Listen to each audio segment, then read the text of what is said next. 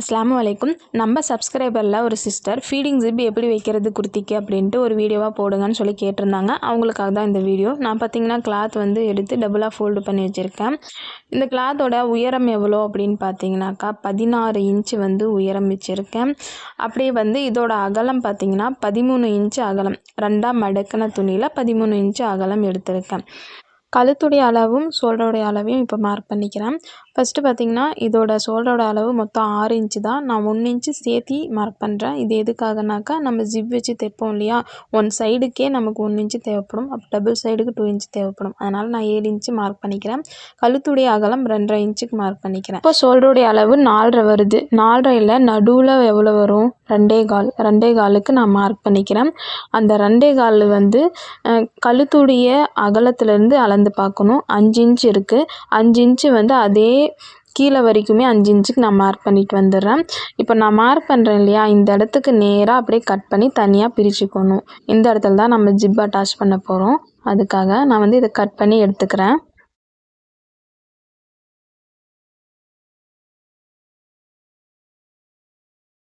Cut பண்ணதுக்கப்புறம் மடிப்பு பகுதி வந்து இது வந்து சென்டர் வரும். ஒன் சைடு மட்டும் நான் காமிக்கிறேன். ஓப்பன் சைடு வந்து இந்த பக்கம் வருது இல்லையா. இப்போ வந்து ஜிப்பு வந்து எப்படி அட்டாச் பண்ணுறதுன்றதை பார்ப்போம். இந்த ஃபீடிங் ஜிப் அட்டாச் பண்ண நம்மளுக்கு கண்டிப்பாக சிங்கிள் சைடு ஃபூட்டர் வந்து அவசியமாக தேவை. நான் வந்து அதை மாற்றிக்கிறேன்.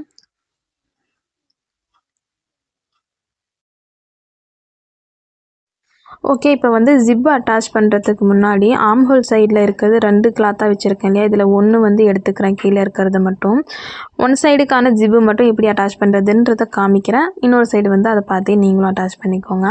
ஜிப்புன்னு எடுத்துக்கிட்டாலே எப்போவுமே நார்மலாக கீழே இழுத்தா ஓப்பன் ஆகும், மேலே வந்து இந்த மாதிரி லாக் பண்ணால் லாக் ஆயிரும் இல்லையா. இப்படி தானே நார்மலான ஜிப் இருக்கும். பட் ஃபீடிங் ஜிப்பை பொறுத்த வரைக்கும் நம்ம திருப்பி வைக்கணும். எப்படின்னாக்கா மேலே வந்து ஓப்பன் ஆகிற மாதிரியும் கீழே இழுத்தாக்கா லாக் ஆகிற மாதிரியும் அந்த மாதிரி திருப்பி வச்சு தான் நம்ம அட்டாச் பண்ணுற மாதிரி இருக்கும்.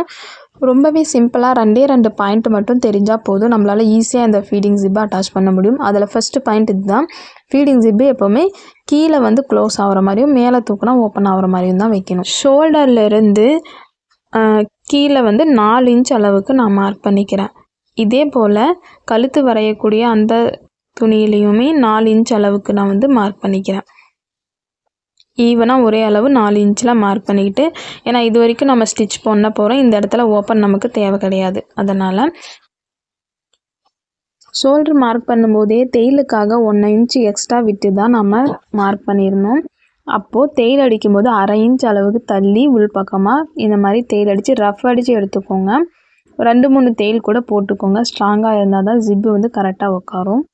இந்த மாதிரி மேலே தைச்ச பிறகு இப்போ வந்து கீழேயும் நம்ம தைக்கணும். கீழே வந்து நான் கரெக்டாக 3 இன்ச் அளவுக்கு வச்சு மார்க் பண்ணிக்கிறேன். ஒருவேளை பஸ்ட்டு சைஸ் வந்து 30 இன்ச்சுக்கு மேலே இருக்குது அப்படின்னாக்கா 2 இன்ச்சு மட்டும் மார்க் பண்ணிக்கோங்க. நான் வந்து 3 மார்க் பண்ணுறேன். இவங்க கொஞ்சம் லீனாக தான் இருப்பாங்க. இந்த மாதிரி மார்க் பண்ணிவிட்டு கரெக்டாக அந்த 3 இன்ச் அளவுக்கு ரஃப் அடித்து நம்ம மேலே எப்படி ஸ்டிச் பண்ணோமோ அதே மாதிரி தான் தைக்கணும். ஃபஸ்ட்டே சொன்ன மாதிரி 1/2 இன்ச்சு தள்ளி வந்து தைச்சி எடுத்துக்கிறேன்.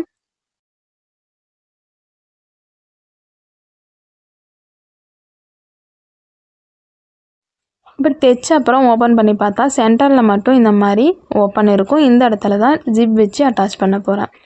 நான் ஃபஸ்ட்டே சொன்ன மாதிரி ஜிப்பு வந்து இந்த மாதிரி திருப்பி பிடிச்சிக்கணும்.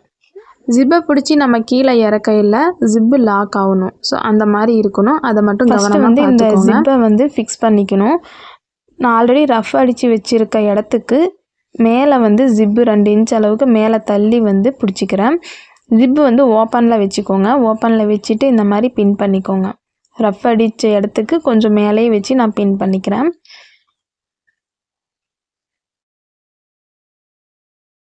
ஜிப்புடைய அகலம் 1/2 இன்ச் இருக்கிறதால நம்ம தைக்கிறதுக்கும் 1/2 இன்ச்சு தானே விட்டு தைச்சிருந்தோம். அதனால் சரியாக இருக்கும் நம்ம பிடிச்சி தைக்கிறதுக்கு.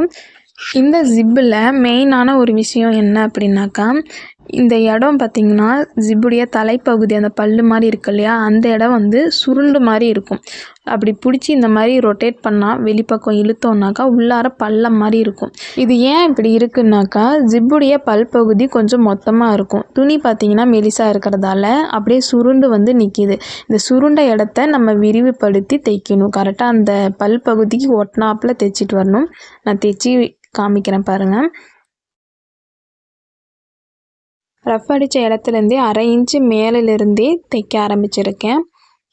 கரெக்டாக ஜிப்புடைய துணியும் எடுத்திருக்க துணியும் சரியாக வச்சு கரெக்டாக இந்த மாதிரி தைக்கும்போது ஒரு விரலில் வந்து அந்த ஜிப்பை இந்த மாதிரி நவுத்தி இழுத்து கொடுத்து கரெக்டாக அந்த ஜிப்புடைய நடுப்பகுதியிலே தைச்சிட்டு வரணும். ஜிப்புக்கு மேலே போனாலும் தையல் ஜிப்பை வந்து நம்ம மூட திறக்கிறதுக்கு முடியாது. அதே மாதிரி தள்ளி வந்தாலும் நம்ம நேர் பக்கம் திருப்பி பார்க்கும்போது கரெக்டாக ஜிப்பு வந்து வச்சுருக்கோம் அப்படின்றது நல்லாவே தெரியும். அதனால் கரெக்டாக அந்த ஜிப்புடைய பள்ளம் நான் காமிச்சேன் பார்த்தீங்க இல்லையா, அந்த பள்ளத்திலேயே வரணும். இதுதாங்க 2வது பாயிண்ட் நான் சொன்னது. தைக்கிறப்போ கொஞ்சமாக அந்த பள்ள பகுதி தெரியணும், அந்த பள்ள பகுதியிலேயே தையல் வரணும். அதுக்காக கொஞ்சமாக விரல் வச்சு நவுத்தி தையல் அடிக்கணும். இதுதான் 2வது பகுதி. இந்த 2 விஷயம் ஃபாலோ பண்ணாலே ஈஸியாக நம்மளாலையும் ஃபீடிங் ஜிப்பு தைக்க முடியும். நான் தைச்சி முடிச்ச அப்புறம் காமிக்கிறேன். ஃபஸ்ட்டு டைம் ட்ரை பண்ணுறீங்க அப்படின்னாக்கா ஏதாவது ஒரு இடத்துல 2 இடத்துல நவுந்துக்கும், மற்றபடி ஒன்றும் பிரச்சனை இல்லை. அது நவுந்துக்கிட்டாக்கா மறுபடியும் அதே இடத்துல கொஞ்சம் ஓரமாக அந்த நம்ம அடித்த தையலை விட கொஞ்சம் உள்பக்கம் வர மாதிரி மறுபடியும் தையல் அடிச்சுக்கோங்க, ஒன்றும் பிரச்சனை இல்லை. தைச்சி முடித்தோடனே ஒரு டைம் செக் பண்ணிக்கோங்க. இதுக்கப்புறம் பார்த்தீங்கன்னா 2வது சைடு வந்து தைக்கணும். இந்த இடத்துல தைக்கணும் அப்படின்னாக்கா ஆல்ரெடி வச்ச ஃபூட்டரை நீங்கள் மறுபடியும் இன்னொரு ஃபூட்ரு ரைட் சைடு வச்சு தைக்கிறீங்க அப்படின்னாக்கா மறுபடியும் இன்னொரு சைடு தைக்கிறதுக்கு லெஃப்ட் சைடு கூட மாற்றி தைச்சிக்கலாம். ஃபூட்டரை மாற்றாமல் அதே ஃபூட்டரில் கூட தைக்கலாம். அதுக்கு இந்த மாதிரி பின் பண்ணிக்கோங்க. 2த்தையும் சரியாக வச்சு ஒரு 3 பின் அளவுக்காவது கொஞ்சம் நவுத்தி பின் பண்ணி வச்சுக்கிட்டிங்கன்னா துணி எந்த இடத்துலையும் நவராது. இப்போ வந்து அதே ஃபூட்டரை வச்சு நான் தைச்சி எடுத்து காமிக்கிறேன். ஒருவேளை நீங்கள் எல்லாமே தைச்சி முடித்ததுக்கப்புறம் க்ளோஸ் பண்ணி பார்க்கும்போது உள்ளார வச்ச ஜிப்பு வெளியில் தெரியுது அப்படின்னாக்கா, க்ளோஸ் பண்ண பிறகு நான் சொல்கிறேன்.